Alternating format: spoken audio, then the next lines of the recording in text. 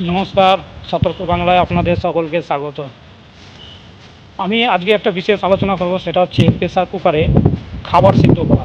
যে কোনো জিনিস হতে পারে, সেখানে মাংস হতে পারে, ভাত হতে পারে, আরও অনেক কিছু জিনিস।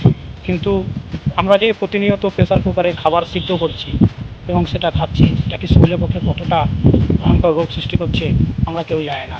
কিন্তু এই খাবারের ফলে আমাদের শরীরে বাসা বাঁধছে ভয়ঙ্কর ধরনের ক্যান্সার। কারণ আমরা প্রত্যেকেই প্রেসার কুকারে খাবার সিদ্ধ করি কী কারণে? কারণ হচ্ছে একটাই, যে খাবারটা দ্রুত সিদ্ধ হচ্ছে, কিন্তু সেই জিনিসটা আমাদের শরীরে কখনোই ভালো নয়।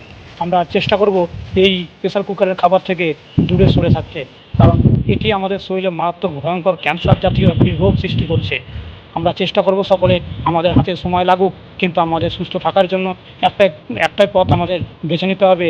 যে কোনো খাবার দ্রুত সিদ্ধ করার জন্য আমরা প্রেসার কুকার ব্যবহার করব না।